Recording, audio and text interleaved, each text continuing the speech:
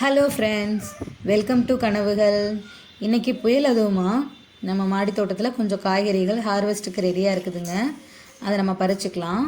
முதல்ல இந்த தக்காளி பழத்துலேருந்து ஆரம்பிக்கலாம். டெய்லி 1 2 அப்படி தாங்க கிடச்சிட்ருக்கோம். இன்றைக்கின்னு பார்த்து நிறைய பழம் இருக்குது. இந்த தக்காளி லைபீரியன் டொமேட்டோ அப்படின்ற வெரைட்டிங்க. இந்த செடி ரொம்ப சூப்பராக இருக்குது, நிறைய ஈல்டு கொடுக்குது. அதே மாதிரி ரொம்பலாம் மெயின்டெனன்ஸ் தேவையில்லை இந்த செடிக்கு.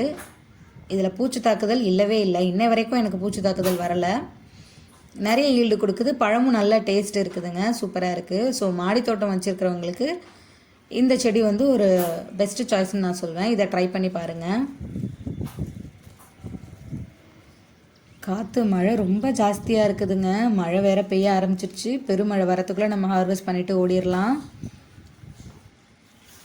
ஏதாச்சும் புது செடிகள் நடணும், விதைகள் போடணும் அப்படின்னா இந்த மாதிரி மழை பெய்கிற சீசனில் நீங்கள் போட்டு விட்டிங்கன்னா எந்த ஒரு தொய்வும் இல்லாமல் சீக்கிரமாக செடிகள் வந்து முளைச்சி வருங்க.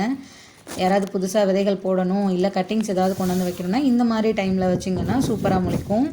நானும் ஒரு சிலது வச்சுருக்கேன். அடுத்தது பெரண்டை பறிச்சுக்கலாங்க. ரொம்ப நாளாக பெரண்டை பறிக்கவே இல்லை, அதனால் பூ வைக்கிற ஸ்டேஜுக்கு போயிடுச்சு. ஸோ இன்றைக்கி கொஞ்சம் பெரண்டையும் பறிச்சுக்கலாம். இந்த பெரண்டை வந்து நம்ம சட்னி செய்யலாம், துவையல் பண்ணலாம், சூப்பராக இருக்கும். இது வந்து எலும்புக்கு ரொம்ப நல்லதுங்க. குழந்தைங்களுக்குலாம் இதை செஞ்சு கொடுங்க.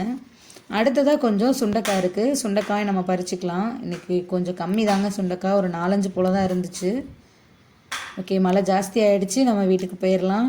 இதுக்கப்புறம் நான் முருங்கைக்கீரையும் பறித்தேன், அதை காட்ட முடியல மழையினால். ஸோ நான் என்னென்ன பறித்தேன்னு இப்போ மொத்தமாக பார்த்துடலாம். கொஞ்சமாக முருங்கைக்கீரை எவ்வளோ ஃப்ரெஷ்ஷாக இருக்குது பார்த்தீங்களா. அடுத்தது தக்காளி, கொஞ்சம் சுண்டைக்காய், அதுக்கப்புறம் கொஞ்சம் பெரண்டை.